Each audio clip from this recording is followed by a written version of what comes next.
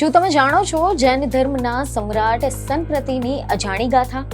કેમ સમ્રાટ સનપ્રતિને ઇતિહાસમાં જૈન ધર્મના અશોક તરીકે ઓળખવામાં આવે છે અને તેમના કાર્યમાં સમ્રાટ અશોક સાથે શું સમાનતાઓ જોવા મળે છે?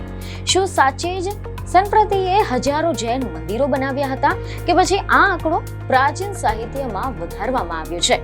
તો ચાલો જાણીએ સમ્રાટ સનપ્રતિની ગાથા. નમસ્કાર દર્શક મિત્રો, એટ ગુજરાતમાં આપનું સ્વાગત છે. દર્શક મિત્રો, ભારત ઇતિહાસ માત્ર યુદ્ધ, વિજય અને રાજસત્તાની કહાનીઓથી જ નથી ભરેલો, પરંતુ તે માનવતાના, અહિંસાના, ધર્મ પ્રસારના અનોખા પ્રકરણથી પણ સમૃદ્ધ છે. અને આવા જ એક અજોડ પ્રકરણના કેન્દ્રમાં છે એક એવું નામ કે જેને ઘણીવાર ઇતિહાસના પાનાઓમાં યોગ્ય સ્થાન મળતું નથી, પરંતુ જેમને પોતાના કાર્યોથી આખા ભારતીય ઉપખંડમાં એક શાંતિપૂર્ણ ક્રાંતિ સર્જી છે.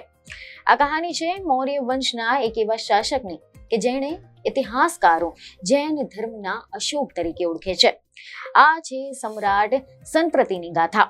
આમ તો ભારતના ભવ્ય ઇતિહાસના પાનાઓ જ્યારે આપણે ફેરવીએ છીએ ત્યારે મૌર્ય સામ્રાજ્યનું નામ સુવર્ણ અક્ષરે અંકિત થયેલું જોવા મળે છે.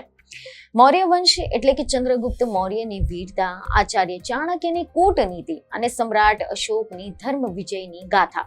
પરંતુ આ જ વંશવેલમાં એક એવું વ્યક્તિત્વ પણ હતું કે જેમણે સમ્રાટ અશોકની જેમ જ શસ્ત્રોનો ત્યાગ કરીને શાસ્ત્ર અને અહિંસાનો માર્ગ અપનાવ્યો હતો, કે જેમણે ભારતની ભૌગોલિક સીમાઓની સાથે સાથે આધ્યાત્મિક સીમાઓનો પણ વિસ્તાર કર્યો હતો. એ નામ એટલે સમ્રાટ સનપ્રતિ. સમ્રાટ અશોકના પૌત્ર અને કુણાલના પુત્ર કે જેમને ઇતિહાસકારો જૈન ધર્મના અશોક તરીકે ઓળખાવે છે. અને તાજેતરમાં જ્યારે વડાપ્રધાન નરેન્દ્ર મોદીએ ગાંધીનગરના કોબામાં સમ્રાટ સનપ્રતિ મ્યુઝિયમનું ઉદ્ઘાટન કર્યું હતું, ત્યારે આ વિસરાયેલા સમ્રાટની ગાથા ફરી એકવાર જનમાનસમાં જીવંત બની છે. જ્યારે આપણે સમ્રાટ અશોકનું નામ સાંભળીએ છીએ ત્યારે તરત જ આપણા મનમાં આવે છે બૌદ્ધ ધર્મનો વૈશ્વિક પ્રચાર, કલિંગ યુદ્ધ પછીનો પરિવર્તન અને અહિંસાનો સંદેશ. પરંતુ બહુ ઓછા લોકો જાણે છે કે સમ્રાટ અશોકના વંશમાં જ એક એવા શાસક પણ થયા હતા કે જેમને જૈન ધર્મ માટે એ જ કાર્ય કર્યું કે જે સમ્રાટ અશોકે બૌદ્ધ ધર્મ માટે કર્યું હતું, અને તે હતા સમ્રાટ સનપ્રતિ. સમ્રાટ સનપ્રતિ સમ્રાટ અશોકના પૌત્ર, રાજવી પરંપરામાં જન્મેલા અને સત્તાના વારસાદાર. પરંતુ તેમની ઓળખ માત્ર એક રાજા તરીકે નથી. તેઓ એક ધર્મપ્રેમી, એક વિચારશીલ શાસક અને એક એવા યોગદાન કરતા હતા જેમણે જૈન ધર્મને માત્ર રાજાશ્રી નહીં આપ્યો, પરંતુ તેમને તેમના જીવનના દરેક સ્તરે પ્રસ્તાવ્યો પણ હતો. હવે આપણે સનપ્રતિના જીવનને સમજવા માટે થોડુંક પાછળ જવું પડશે. એવા અહેવાલો છે કે મૌર્ય સામ્રાજ્યના સમયમાં કે જ્યાં રાજકીય સત્તા અને આધ્યાત્મિકતા બંને એકબીજાની સાથે જોડાયેલા હતા, સમ્રાટ અશોક પછી મૌર્ય સામ્રાજ્યમાં ધીમે ધીમે બદલાવ આવવા લાગ્યો હતો અને આ સમયમાં સનપ્રતિનો ઉદય થયો હતો.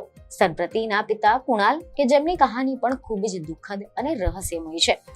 રાજકીય કાવતરાઓના કારણે તેઓ અંધ બન્યા હતા અને આ પરિસ્થિતિએ સનપ્રતિના જીવનને ઘણી અસર કરી હતી, કારણ કે એક રીતે તેમને નાની વયથી જવાબદારીઓનો ભાર અનુભવવો પડ્યો હતો. સમ્રાટ સનપ્રતિનો ઇતિહાસ એ માત્ર એક રાજાની વાર્તા નથી, પરંતુ એક યુગના પરિવર્તનની કથા પણ છે. મીડિયા અહેવાલ અનુસાર એવી માહિતી સામે આવી રહી છે કે ઈસવીસન પૂર્વે 224 થી 215 અથવા તો કેટલાક મતાંતરો મુજબ ઈસવીસન પૂર્વે 190 સુધીના તેમના શાસનકાળમાં તેમણે જે રીતે જૈન ધર્મનો પ્રસાર કર્યો તે ખૂબ જ અદ્ભુત હતો. Doctor R.T. વ્યાસ દ્વારા લિખિત studies in Jain art and iconography and allied સબ્જેક્ટના પુસ્તક અનુસાર તેમની આ સફર શરૂ થાય છે પાટલીપુત્ર અને ઉજ્જૈનના રાજમહેલોથી. સમ્રાટ અશોકના પુત્ર કુણાલ કે જેઓ અત્યંત દેખાવડા હતા, પરંતુ રાજકીય ષડયંત્રોના કારણે તેમને પોતાની આંખો ગુમાવી બેઠા હતા. તેમના પુત્ર હોવાના કારણે સનપ્રતિની બાળપણથી જ સંઘર્ષ અને રાજનીતિના પાઠ શીખવા મળ્યા હતા. અને સમ્રાટ અશોકે જ્યારે જોયું કે તેમના પૌત્ર સનપ્રતિ જ્યારે અત્યંત તેજસ્વી અને શાસન ચલાવવા માટે સક્ષમ છે, ત્યારે તેમણે સનપ્રતિને ઉજ્જૈન એટલે કે અવંતીના સુબા તરીકે નિયુક્ત કર્યા હતા. સંપ્રતિના જીવનમાં સૌથી મોટું પરિવર્તન ત્યારે આવ્યું કે જ્યારે તેઓ જૈન આચાર્ય આર્ય સુહસ્તી સુરીના સંપર્કમાં આવ્યા હતા. સંપ્રતિને વિશેષ બનાવે છે તેમની વિચારસરણી, એક એવી વિચારસરણી કે જે તેમને માત્ર રાજા નહીં પરંતુ આધ્યાત્મિક માર્ગદર્શન તરીકે ઊભા કરે છે. એવું કહેવાય છે કે સંપ્રતિ પર જૈન આચાર્ય આર્ય સુહસ્તી સુરીનો ખૂબ જ પ્રભાવ હતો. એક પ્રસંગ અનુસાર કોઈ એવી માહિતી સામે આવી રહી છે કે એક દિવસ સંપ્રતિ જ્યારે મહેલમાં બેઠા હતા ત્યારે તેમને એક જૈન સાધુને પસાર થતા જોયા અને તેમની શાંતિપૂર્ણ હાજરીથી તેઓ ખૂબ જ પ્રભાવિત થઈ ગયા, જેથી તેમને મહેલમાં આવવા માટે આમંત્રિત કર્યા. અને આ મુલાકાત માત્ર એક સામાન્ય મુલાકાત ન હતી, આ સંપ્રતિના જીવનમાં એક મોટો વળાંક હતો. આચાર્યના ઉપદેશોથી તેમના મનમાં અહિંસા, કરુણા અને ત્યાગના બીજ વાવ્યા અને અહીંયાથી જ શરૂ થયો એક એવો પ્રવાસ કે જેમાં તેઓ એક યુદ્ધવીર રાજા ધીમે ધીમે એક ધર્મ પ્રચારક બની ગયા હતા. સંપ્રતિના જીવનમાં એક બીજો મહત્વપૂર્ણ પ્રસંગ પણ એવો કહેવામાં આવી રહ્યો છે કે જ્યારે તેઓ યુદ્ધમાં વિજય મેળવીને પાછા આવ્યા હતા ત્યારે તેમની માતાએ યુદ્ધમાં થયેલી હત્યાઓ અંગે દુઃખ વ્યક્ત કર્યું હતું અને કહ્યું કે સાચો વિજય તે છે કે જેમાં રક્તપાત ન હોય. આ શબ્દોએ સંપ્રતિના અંતરમાં ઝંઝવાત ઊભો કર્યો હતો. તેઓએ નક્કી કરી લીધું કે હવે તલવાર નહીં પરંતુ ધર્મ તેમનો માર્ગ બનશે. અને અહીંયાથી શરૂ થાય છે સમ્રાટ સંપ્રતિનો અસલી ઇતિહાસ. એલકેસી દ્વારા લિખિત પુસ્તક Indian cultural heritage perspective for tourism અનુસાર સંપ્રતિએ જૈન ધર્મને રાજ્યનો આધાર બનાવ્યો હતો, જેમાં તેમણે હજારો મંદિરોનું નિર્માણ કરાવ્યું હતું. કેટલાક ઇતિહાસકારો મુજબ તેમણે લગભગ 1,25,000 જેટલા જૈન મંદિરો બનાવ્યા અને લાખો મૂર્તિઓની સ્થાપના કરાવી હતી, જેમાંથી કેટલાક હજુ પણ અમદાવાદ, વિરમગામ, ઉજ્જૈન અને પાલિતાણા શહેરોમાં જોવા મળે છે. એવું કહેવાય છે કે સમ્રાટ અશોકની જેમ સંપ્રતિએ જૈન ધર્મના પ્રસાર માટે ગ્રીસ, પર્શિયા અને મધ્ય પૂર્વમાં સંદેશવાહકો અને ઉપદેશકો મોકલ્યા હતા. આ મંદિર માત્ર પૂજા માટે ન હતા પરંતુ તે શિક્ષણ, સંસ્કૃતિ અને સમાજના કેન્દ્રો બન્યા હતા. સંપ્રતિએ માત્ર ભારતમાં જ નહીં પરંતુ વિદેશોમાં પણ જૈન ધર્મનો પ્રચાર કરાવ્યો હતો. કહેવાય છે કે તેમને ગ્રીસ, પર્શિયા, મધ્ય પૂર્વ સુધીના તેમના સંદેશા વાહકો મોકલ્યા હતા.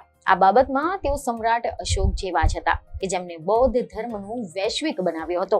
આ જ કારણ છે કે ઇતિહાસકારો તેમને જૈન ધર્મના અશોક કહે છે. પરંતુ સંપ્રતિનું યોગદાન માત્ર ધર્મના પ્રસાર પૂરતું મર્યાદિત ન હતું. તેઓ એક દયાળુ શાસક પણ હતા. તેમણે ગરીબો માટે આરામ ગૃહો બનાવ્યા હતા, ભોજનાલયો પણ શરૂ કર્યા હતા, સમાજના નબળા વર્ગ માટે સહાયની વ્યવસ્થા ઊભી કરી હતી. તેમણે પોતાના સામ્રાજ્યને માત્ર સત્તા નહીં પરંતુ કરુણાથી સંચાલિત કર્યું હતું. અને હવે મીડિયામાંથી એવા અહેવાલો સામે આવી રહ્યા છે કે એક રસપ્રદ વાત એ પણ જાણવા મળી છે કે સંપ્રતિએ પોતાના સામ્રાજ્યના વિસ્તરણ માટે એક અનોખી રીત અપનાવી. કહેવાય છે કે તેમને પોતાના સૈનિકોને જૈન સાધુઓના વેશમાં વિવિધ પ્રદેશોમાં મોકલ્યા હતા. આ એક પ્રકારની રાજકીય અને ધાર્મિક વ્યૂહરચના હતી કે જેનાથી તેમણે દક્ષિણ ભારતમાં પોતાનું પ્રભુત્વ વધાર્યું હતું. સંપ્રતિના શાસન હેઠળ જૈન ધર્મ મહારાષ્ટ્ર, કર્ણાટક, ગુજરાત અને રાજસ્થાનમાં વ્યાપક રીતે ફેલાઈ ગયો હતો અને આજે પણ આ જ વિસ્તારોમાં જૈન સમુદાયનું પ્રભુત્વ જોવા મળે છે અને તેનું શ્રેય મોટા ભાગે સંપ્રતિને પણ આપવામાં આવે છે. સંપ્રતિનો ઉલ્લેખ વિવિધ પ્રાચીન ગ્રંથોમાં પણ જોવા મળે છે. શિલાલેખો, જૈન સાહિત્ય અને ઇતિહાસકારોના લેખોમાં પણ તેમની કામગીરીનો ઉલ્લેખ જોવા મળે છે. આ સિવાય મીડિયામાંથી એવા અહેવાલો સામે આવી રહ્યા છે કે જૈન પરંપરામાં ચૂડણી જેવા ગ્રંથોમાં પણ સંપ્રતિના શાસનનો ઉલ્લેખ જોવા મળે છે, જે દર્શાવે છે કે તેમનું સામ્રાજ્ય સૌરાષ્ટ્રથી લઈને મધ્ય ભારત સુધી વિસ્તરેલું હતું. સમ્રાટ અશોકની માફક તેમને પણ શિલાલેખો કોતરાવ્યા હતા, જેમાં અહિંસા, જીવદયા અને નૈતિકતા પર ભાર મૂકવામાં આવ્યો હતો. ગુજરાતમાં જૈન ધર્મની જે મજબૂત પકડ છે તેના મૂળમાં આ મૌર્ય શાસકની દીર્ઘ દ્રષ્ટિ રહેલી છે. તેમણે વેપારી માર્ગો પર જૈન કેન્દ્રો સ્થાપ્યા જેથી સંસ્કૃતિ અને વેપાર બંનેનો વિકાસ થાય. લેખક મોતીચંદ્રના પુસ્તક trade and trade routes in ancient ઇન્ડિયામાં આનો ઉલ્લેખ જોવા મળે છે. એવું જાણવા મળી રહ્યું છે કે સંપ્રતિએ 25 આર્ય દેશોની રચના કરી હતી કે જ્યાં સાધુઓ નિર્ભયતાથી વિચરણ કરી શકતા હતા. આ એક એવો સમય હતો કે જ્યારે મૌર્ય શાસન હેઠળ જૈન ધર્મ એક શક્તિશાળી સામાજિક અને આધ્યાત્મિક પરિબળ બનીને ઉભર્યો હતો. અને આજે જ્યારે આપણે કોબાના આ મ્યુઝિયમમાં જઈએ છીએ ત્યારે ત્યાં ડિજિટલ અને ઓડિયો વિઝ્યુઅલ માધ્યમ દ્વારા આ ભવ્ય ઇતિહાસને રજૂ કરવામાં આવ્યો છે. ત્યાં સાચવવામાં આવેલી કલાકૃતિ અને દુર્લભ અવશેષો આપણને યાદ અપાવે છે કે એક રાજા માત્ર તલવારથી નહીં પરંતુ પોતાની માનવતા અને ધાર્મિક ઉત્સાહથી પણ ઇતિહાસમાં અમર થઈ શકે છે. સનપ્રતિનો અર્થ જ યોગ્ય અને સાચી વ્યક્તિ થાય છે અને તેમને પોતાના જીવનથી આ અર્થને સાર્થક કરીને બતાવ્યો છે.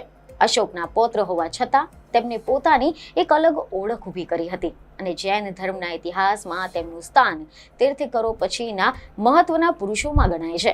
જો સનપ્રતિ ન હોત તો કદાચ દક્ષિણ ભારત અને પશ્ચિમ ભારતમાં જૈન ધર્મનું જે સ્વરૂપ આજે જોવા મળે છે તે કદાચ અલગ હોત. મૌર્ય યુગનો આ સૂર્ય ભારતીય સંસ્કૃતિના આકાશમાં હંમેશા પ્રકાશતો રહેશે અને તેમના જીવનને જોતા આ નામ સંપૂર્ણ રીતે યોગ્ય પણ લાગે છે. સમ્રાટ સનપ્રતિનું જીવન આપણને શીખવે છે કે સાચી શક્તિ તલવારમાં નહીં પરંતુ વિચારમાં હોય છે. એક રાજા જે યુદ્ધ જીતી શકે છે તે શક્તિશાળી છે, પરંતુ જે પોતાને જીતી શકે છે તે મહાન છે. અને સનપ્રતિએ એ જ મહાનતા તરફ આગળ વધ્યા હતા. તેમણે પોતાના જીવન દ્વારા એક સંદેશ આપ્યો છે કે અહિંસા, કરુણા અને ધર્મનો માર્ગ હંમેશા સત્યનો માર્ગ છે. અને કદાચ આ જ કારણ છે કે આજે પણ સદીઓથી પછી તેમનું નામ ઇતિહાસમાં એક પ્રકાશ સ્તંભ તરીકે ઊભું છે. એક એવો પ્રકાશ જે આપણને બતાવે છે કે સત્તા અને આધ્યાત્મિકતાની સાથે ચાલે ત્યારે જ સાચો વિકાસ શક્ય છે. સમ્રાટ સનપ્રતિ એક નામ, એક વિચાર અને એક વારસો જે ક્યારેય ભૂલાવી શકાય નહીં. તેમની આ કથા આપણને શીખવે છે કે સત્તા અને સંપત્તિનો સાચો ઉપયોગ ધર્મ અને જનકલ્યાણ માટે જ થવો જોઈએ. ભારતના ભવ્ય ભૂતકાળના આ અનમોલ રત્ન સમ્રાટ સનપ્રતિની ગાથા પેઢીઓ સુધી પ્રેરણા આપતી રહેશે, કારણ કે તેમને ફેલાયેલો અહિંસાનો સંદેશ કાયમ જીવંત રહેશે. તેમની શાસન પદ્ધતિમાં ન્યાય, કરુણા અને આધ્યાત્મિકતાનો સમન્વય હતો. જ્યારે ઇતિહાસકારો તેમને જૈન ધર્મના અશોક કહે છે ત્યારે તે માત્ર ઉપમા નથી, આ એક એવી સત્ય હકીકત છે કે જે ભારતના સાંસ્કૃતિક વારસાને સમૃદ્ધ બનાવે છે. કોબા ખાતેનું આ સંગ્રહાલય આવનારી પેઢીઓને જૈન પરંપરા અને મૌર્ય કાળના સુવર્ણ ઇતિહાસથી પરિચિત કરાવશે, જે અત્યંત જરૂરી છે. મૌર્ય વંશના આ પ્રતાપી શાસક સનપ્રતિના ચરણોમાં વંદન કરી તેમના અદ્ભુત જીવન યાત્રા આપણને હંમેશા અહિંસા અને પરોપકારના માર્ગે ચાલવા માટે પ્રોત્સાહિત કરતી રહેશે. તો આશા છે કે આ માહિતી તમને મહત્વની લાગી હશે, જેથી અમારા વિડીયોને લાઇક અને શેર જરૂરથી કરજો. આ સાથે જ તમને હવે અહીંયા એક મહત્વની બાબત એ પણ જણાવી દઈએ કે અમારા દ્વારા આપવામાં આવેલી આ તમામ માહિતી એ માત્ર ને માત્ર કેટલાક મીડિયાના પર આધારિત છે, જેનીથી લોકસત્તા કે લોકસત્તા જનસત્તા પુષ્ટિ કરતું નથી. બીજને ખબર સાથે ફરી મળીશું. ધન્યવાદ.